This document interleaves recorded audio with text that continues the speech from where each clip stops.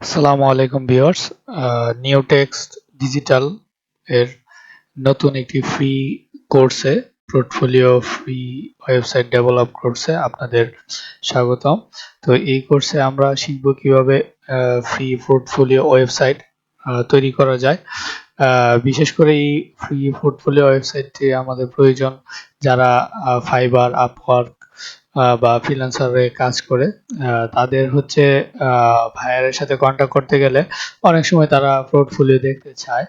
তো এই পোর্টফোলিওটা তাদের জন্য। তো সেক্ষেত্রে হচ্ছে আমরা দেখব কিভাবে এই পোর্টফোলিওটা ক্রিয়েট করতে।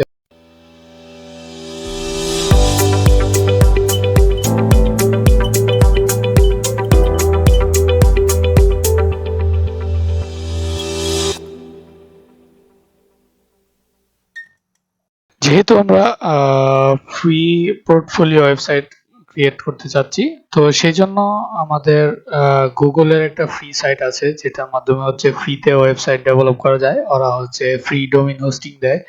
তো ডোমেইন হোস্টিং বলতে ডোমেইন দেয় না, মানে সাবডোমেইন দেয়। তো ওইখান থেকে হচ্ছে আমরা আমাদের পোর্টফোলিও ওয়েবসাইটটা ক্রিয়েট করতে পারবো। তো চলুন দেখে নেওয়া যাক কিভাবে ফ্রি ফ্রি পোর্টফোলিও ওয়েবসাইটটা আমরা তৈরি করব। তো সেই জন্য আমাদের গুগলে আসার পরে আমরা সার্চ বারে টাইপ করব blogger.com। তো blogger.com হচ্ছে ফ্রি সাবডোমেইন প্রোভাইড করে। তো এখানে মূলত আমাদের পোর্টফোলিওটা ক্রিয়েট করব। তো চলুন দেখে নেওয়া যাক।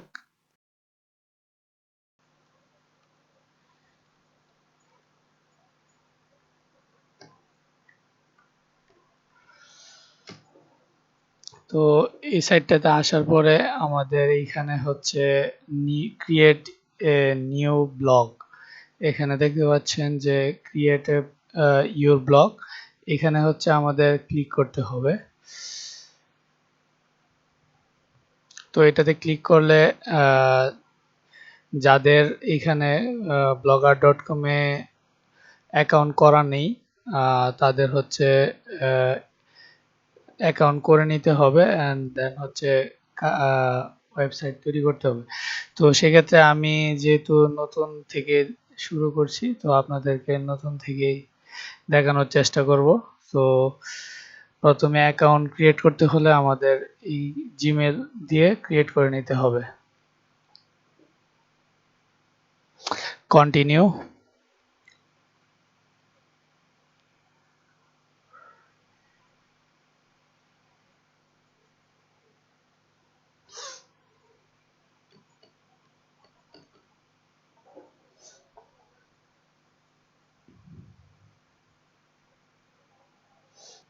তো এখানে ক্লিক করার পরে আমাদের এই নতুন ইন্টারফেস আসবে।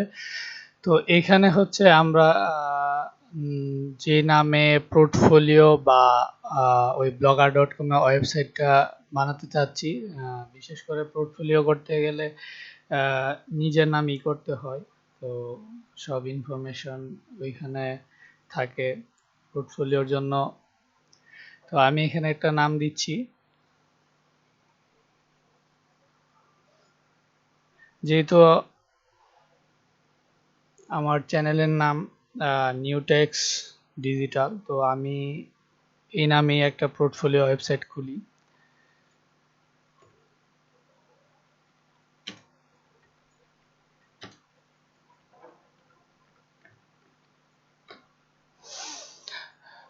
এইখানে আরেকটা বিষয় হচ্ছে যে টাইটেলটা ওইটা সর্বোচ্চ 100 ক্যারেক্টার দিতে পারবেন। এই যে এইখানে একটা সাবডোমেইন দেখতে পাচ্ছেন, এই আপনার যে ওয়েবসাইটটা, মানে পোর্টফোলিও ওয়েবসাইটটা যে গুগলে সার্চ করলে পাওয়া যাবে, এটার জন্য একটা সাবডোমেইন ওরা প্রোভাইড করতেছে। এটা কিন্তু সম্পূর্ণ ফ্রিতে, এখানে কোনো এক্সট্রা কস্ট বা কোনো কিছুর প্রয়োজন নাই। তো এখানে গুগল থেকে হচ্ছে এটা সম্পূর্ণ ফ্রিতে দিচ্ছে। তো আমরা যেহেতু এখানে টাইটেলে নাম দিছি নিউ টেক্সট ডিজিটাল, তো আমরা এখানেও ইউআরএলেও এই নামটা ইউজ করব।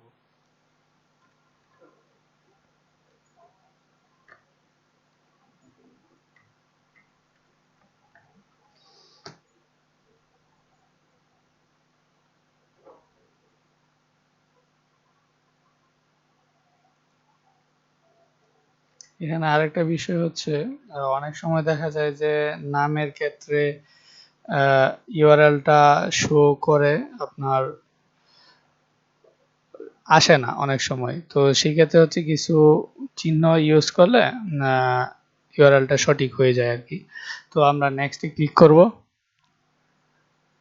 এখানে ডিসপ্লে নেম দিতে বলছে। ডিসপ্লে নেম আমরা সেম দিব।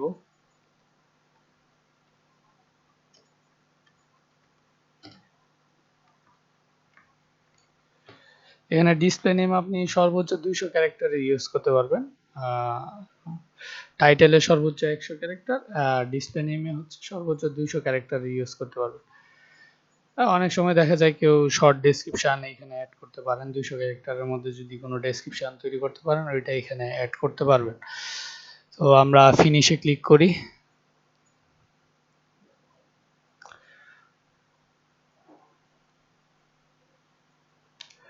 তো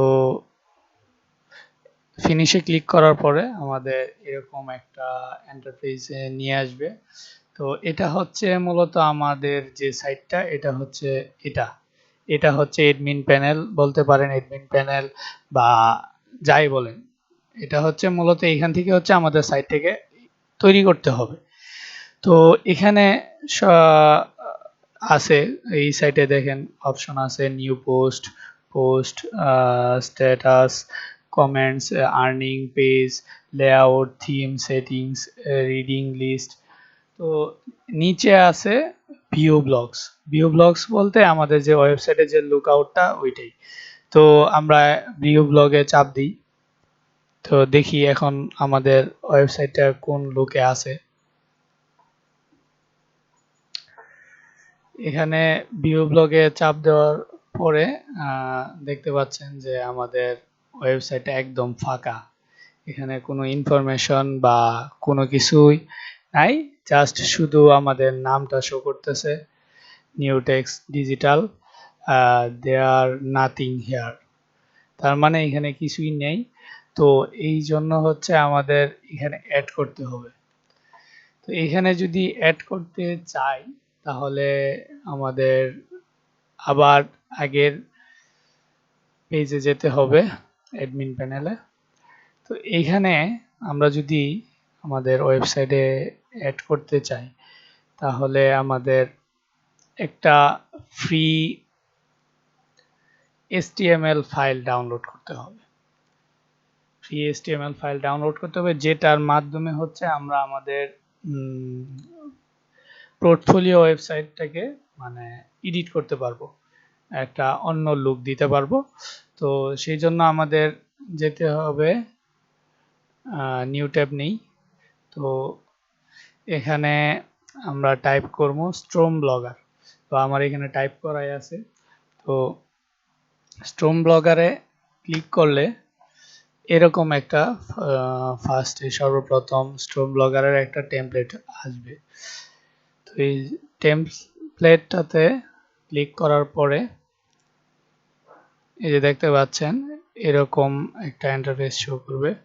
তো আমাদের মূলত পেজের যে আউটলুকটা অনেকটা এরকম হবে, বাট আমরা এখানে যখন এডিট করব আরো স্টেপ বাই স্টেপ কাজ করব তখন এটার আউটলুক আরো চেঞ্জ হবে। তো আমরা এই ফাইলটাকে ডাউনলোড করি।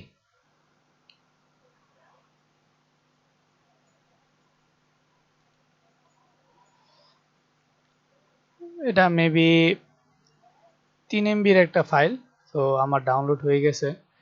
তো আমি এখন ফাইলটাকে ওপেন করি। এটা একটা জিপ ফাইল ডাউনলোড হয়েছে। তো এই যে দেখতে পাচ্ছেন স্ট্রম ব্লগার যে ফাইলটা, এটা একটা জিপ ফাইল আকারে আসছে। তো এটারে আমরা আনজিপ করব। আনজিপ করতে হলে আমাদের এক্সট্রাক্ট ফাইল ক্লিক করতে হবে। তো এক্সট্রাক্ট ফাইলে ক্লিক করার পরে